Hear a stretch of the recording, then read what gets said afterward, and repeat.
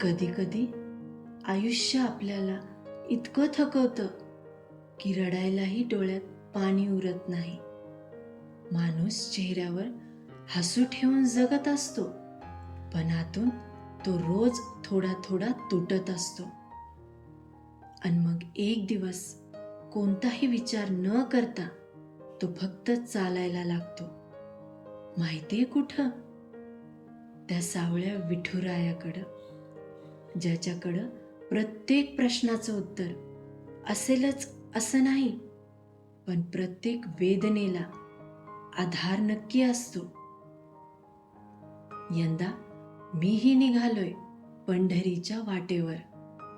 खांद्यावर एक छोटीशी पिशवी आणि मनावर असं ओझं जे कोणालाच दिसत नव्हतं. काही अपूर्ण स्वप्न, काही न बोललेले शब्द, काही जीवापाड जपलेली माणसं आणि काही विश्वास जे काळाने अलगद मोडून टाकले होते. मी चालत होतो, पण प्रत्येक पाऊल मनातल्या वेदनांनाच सोबत घेऊन पुढं सरकत होतं. पहाटेचा तो क्षण, आकाशावर केशरी रंग अलगद पसरत होता. ओल्या मातीतून दरवळणारा सुगंध, टाळांचा मंजूळ नाद, मृदुंगाची लय आणि हजारो वारकरी एकाच दिशेने, एकाच श्रद्धेने, एकाच नावाचा गजर करत चालले होते. विठ्ठल विठ्ठल विठ्ठल. त्या अथांग गर्दीत मीही होतो, पण माझं मन अजूनही एकटंच होतं. तेवढ्यात आकाश दणाणलं. ज्ञानोबा माऊली तुकाराम. क्षणात हजारो कंठ एक झाले.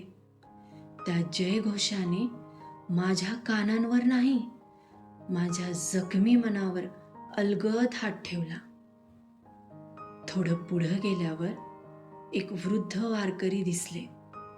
अणवाणी पाय, पायांवर फोड, कपाळावर घाम, पण चेहऱ्यावर अशी शांतता जणू आयुष्यभराचं समाधान त्यांच्या डोळ्यात उतरलं होतं.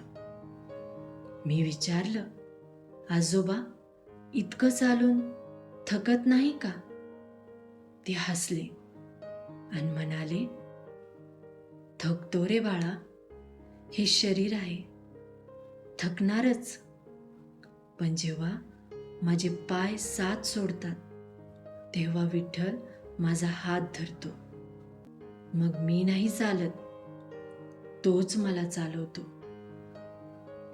त्या एका वाक्यानं माझं संपूर्ण आयुष्य माझ्या समोर उभं राहिलं. मी सगळं काही एकट्यानंच उचलत होतो आणि हा वारकरी सगळं विठ्ठलावर सोपून हसत चालत होता. दुपारचं कडक ऊन अंग भाजून काढत होतं. तेवढ्यात एक आजी हळूच म्हणाल्या, ये र बाळा, थोडं जेवून जा. त्यांच्या ताटात फक्त 2 भाकऱ्या होत्या. त्यापैकी एक त्यांनी माझ्या समोर ठेवली. मी म्हणालो, आजी, मग तुम्ही? त्यांच्या डोळ्यात मायेचं पाणी दाटलं. त्या म्हणाल्या, वारीत स्वतःचं पोट भरलं तर फक्त भूक संपते, पण दुसऱ्याचं पोट भरलं की विठ्ठल हसतो. त्या दिवशी मी भाकरी खाल्ली नाही, तर माणुसकीचा प्रसाद स्वीकारला. रात्र झाली. आकाशभर असंख्य तारे. सगळे वारकरी निद्राधीन झाले, पण वाऱ्यावर अजूनही तरंगत होतं, विठ्ठल विठ्ठल विठ्ठल. काही दिवसांनी दूरवर चंद्रभागेचं पात्र दिसलं. माझे पाय आपोआप वेगाने चालू लागले. मी नदीकाठी बसलो, पाणी हातात घेतलं, चेहऱ्यावर शिंपडलं आणि त्या क्षणी मला जाणवलं, आज फक्त चेहरा नाही, माझा आत्मा स्वच्छ झाला. मग तो क्षण आला. सावळा विठ्ठल विटेवर उभा, दोन्ही हात कटीवर, ओठांवर मंद स्मित, जणू म्हणत होता, यायला उशीर झाला रे बाळा, पण मी इथेच होतो तुझी वाट पाहत.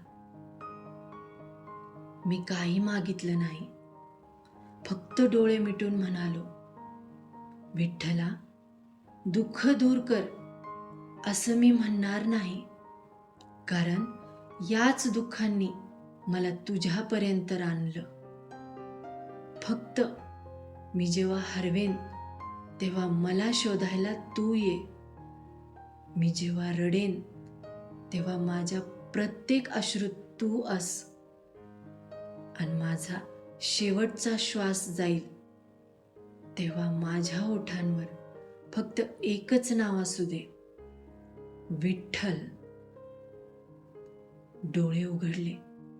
मूर्ती तशीच होती, पण माझं मन बदललं होतं. मला कळलं, विठ्ठल फक्त मंदिरात राहत नाही,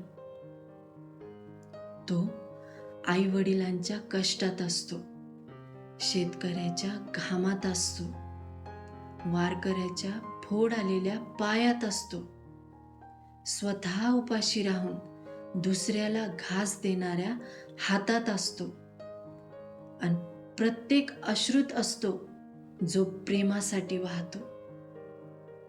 वारी संपली, लोक घरी परतले, मीही परतलो, पण आजही माझं मन चंद्रभागेच्या वाळूतच बसलेलं आहे. टाळ मृदुंगाच्या नादात हरवलेलं आहे, आणि प्रत्येक श्वासागणिक एकच नाव घेत आहे, विठ्ठल विठ्ठल विठ्ठल. कारण आता मला समजलंय, पंढरपूर फक्त एक गाव नाही, एक भावना आहे, एक श्रद्धा आहे, प्रेमाची वाट आहे. जिथं दुसऱ्यांच्या डोळ्यातलं दुःख पाहून स्वतःच्या डोळ्यात पाणी येतं, तिथंच विठ्ठल जन्म घेतो. आणि जिथं माऊली हा शब्द ओठांवर उमटतो, तिथूनच खरी वारी सुरू होते.